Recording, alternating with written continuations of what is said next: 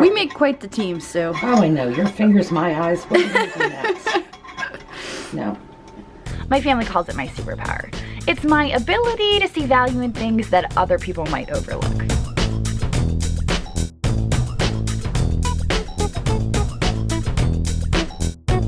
Sometimes I go picking with my boyfriend, sometimes it's my best friend Sue, and sometimes it's my kids.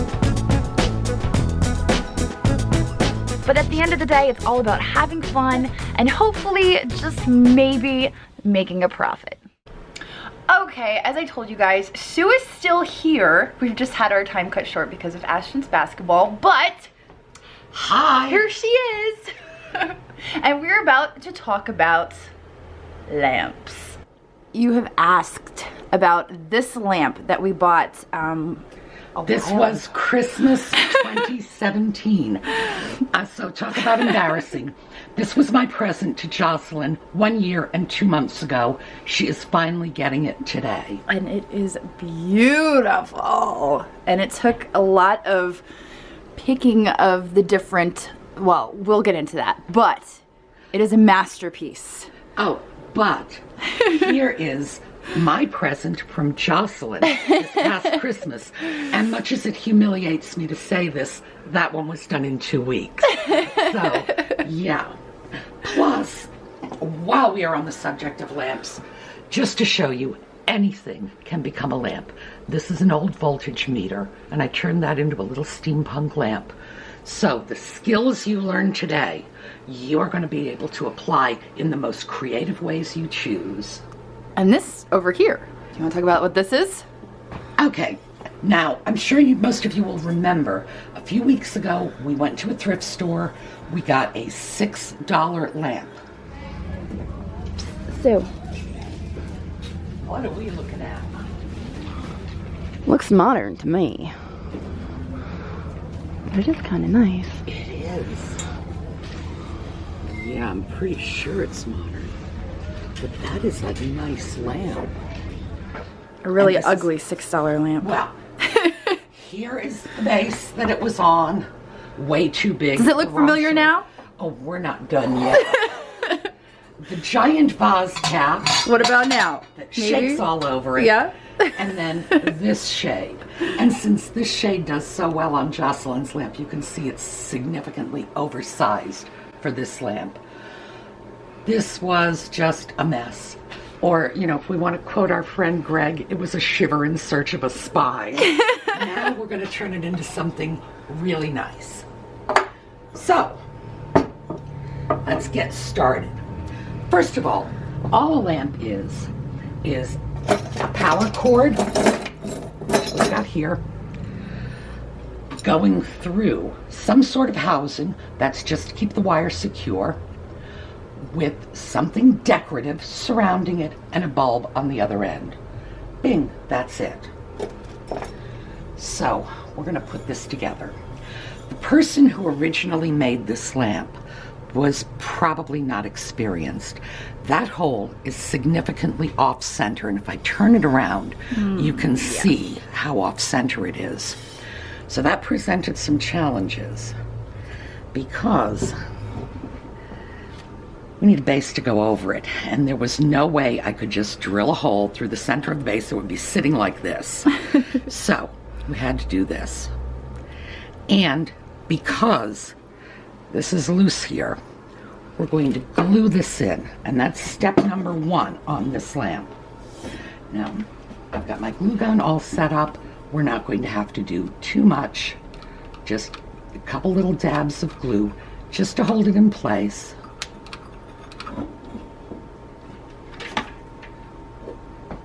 And what we're going to do with this is, it has 3 feet, so we are lining 1 foot up, dead center, with the pattern. And that way, when we flip it over, we've got the more attractive look of the 2 evenly spaced feet in the front. And that's it. The hot glue has already set up, so we can go to work. Now, because we have this giant oversized hole, and the reason we did this is because we can't re-drill the lamp. If we tried, we would shatter it. So, we've got this oversized hole. Now scoot it in there. There we go. Now I have a nice big fat washer to cover that excess hole. So when we turn it up, here we go. The cord just slides under between the legs, and that's why we want to put a stand on the bottom of these, because that cord has to come out somewhere. So we want to know where it's coming. All right, this is our front. Now, remember, the original vase cap fit right over the top and over the edge of our lamp. I personally don't like that. As you can see from Jocelyn's lamp, it's not always possible. You have the handles to contend with, and as you can see from my lamp, it's not always decorative, because here, look at that beautiful little bit of gold banding. If I covered that, I would be losing one of the decorative elements of this piece. And I don't want to do that because I love that little vase. All right, so this vase cap is just going to sit right here. Now remember, they have this spacer. This is cheap brass plated, I don't know what. I honestly have absolutely no idea what that is. This, however, is solid brass.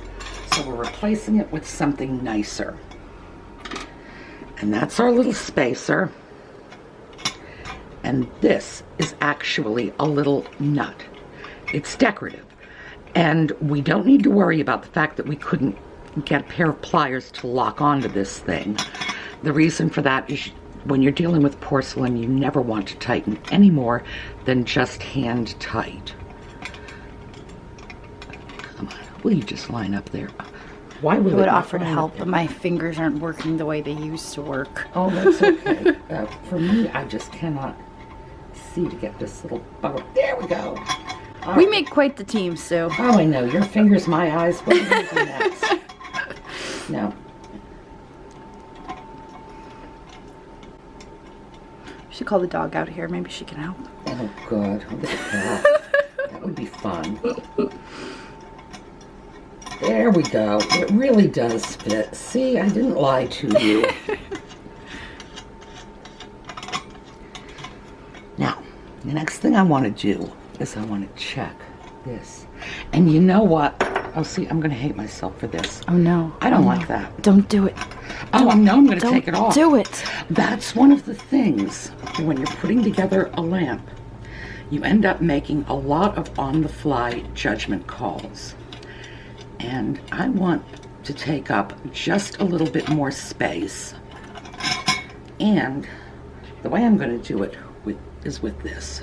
I love those things. Yeah, this is just a little... Those are so great to just have laying around. Oh, and I've got a bunch of these hanging around. I cannibalize them off of other lamps. So do I. It's the best thing to do. That is like one secret thing that people can do. People are always asking me where they can buy lamp parts. And one of the cheapest things you can actually do is you can go to thrift stores and buy cheap junk lamps. Make sure they're junk lamps. Don't buy the good lamps. Buy the junk lamps and cannibalize the parts off of them. It's cheaper. I mean, the wires and stuff, that's, you know, make sure it's a good wire. I mean, and now I'm saying this and I'm like, somebody's going to buy a wire and burn somebody's house down. Oh, and then I'm going to tell them where to find you for the lawsuit. Oh, thanks, Sue. Anytime. All right, now as we're tightening this up, I want to make sure that we are centered here, that everything is lining up as it should. And remember, just finger tight. All right. Come on. And we can slide it around if we need to, and we did, in fact, just need to. That looks about right, so I'm going to hold that and then tighten this little washer, or nut. It actually is a nut. It's not a washer. It just kind of looks like one. All right, so we're good. It's coming along. Next part. This is a saddle, and this goes on next. This is the piece that holds the lamp harp, and we'll show the lamp harp. We've got a whole stack of them here because I didn't have the shade here, so I didn't know what size lamp harp we would need. That's my fault. I stole it. No, that's my fault. I left it in your car. I actually did that on purpose. I thought we would be doing this at your house, so it would make more sense. That was the original plan. For you to have it. But this works. You've got all of the goodies here. Yes. And we did want to be able to show you a few other lamps. Oh, that was nice.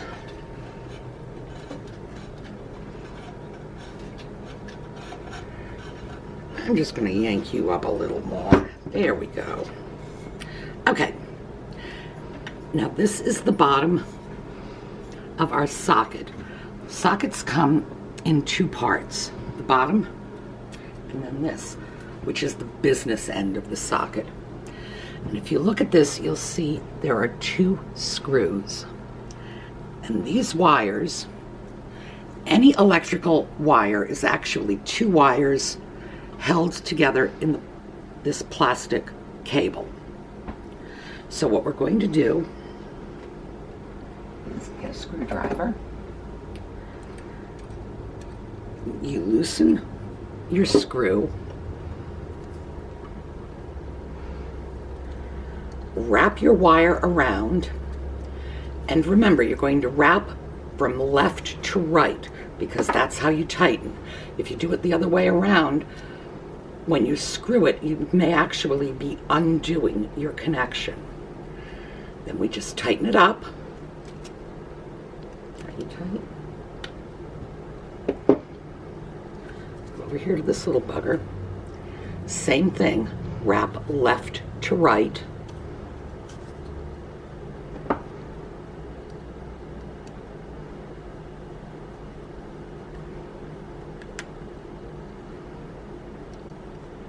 Should we mention positive and negative? Well, on wires like this, it doesn't matter. Okay. All right. But yeah, some of them, and they will be marked. Okay. Yours, the reason we did not use the wiring of this lamp is because there were positive and negatives. Okay. And there are two independent bulbs. And that just seemed to me to be a little too much for a first lighting project. Okay. And I imagine for a lot of the people watching this, that's what this is. Okay. Their first lighting project. And then it just crams in. Look at that. Isn't that lovely? Sometimes it's really hard to get out. Yes. When I'm cannibalizing lamps sometimes and I'm trying to pull that out, it just doesn't want to come out. Right here, there is a little rough spot where I shoved a screwdriver in and just yanked. Yes, sometimes they are just extremely uncooperative. All right, next we're going to look at our shade.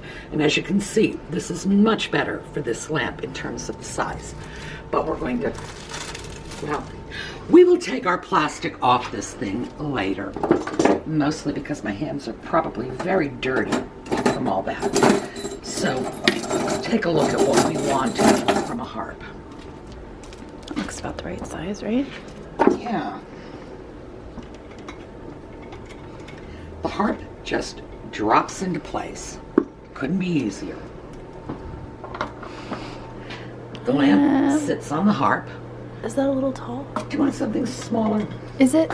I don't know. Well, I don't know. What is your take? That is probably one of the smaller sizes. No. One more smaller. Oh, well, that's why I brought a bunch of lamp harps in.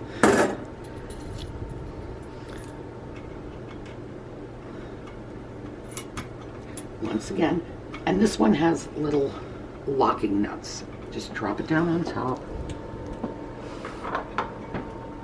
How do we feel about that? How do you feel about that? I feel like the shade's not long enough. I feel like the shade's not big enough too. Okay. We need a larger shade. We need a bigger shade? All right, here once again, these are the design choices you have to make.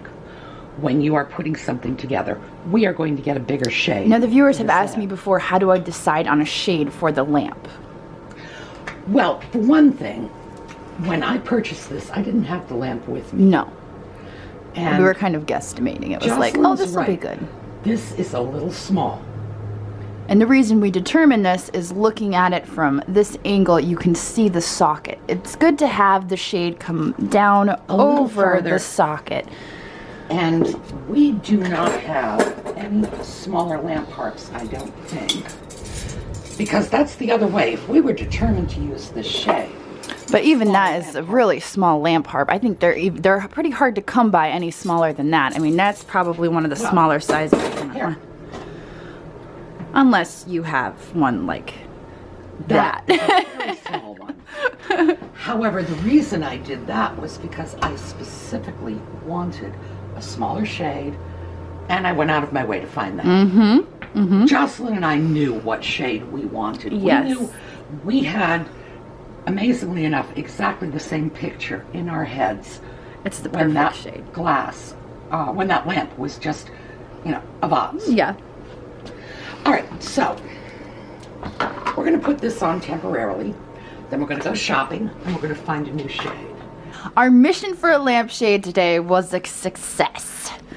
Yes, this is a $10 special from Ollie's, and we managed to get a very nice fabric shade that picks up the background color of the lamp very nicely. It's definitely a decorative shade, more of a formal shade. This is going to be a nice addition to somebody's home. Ta-da!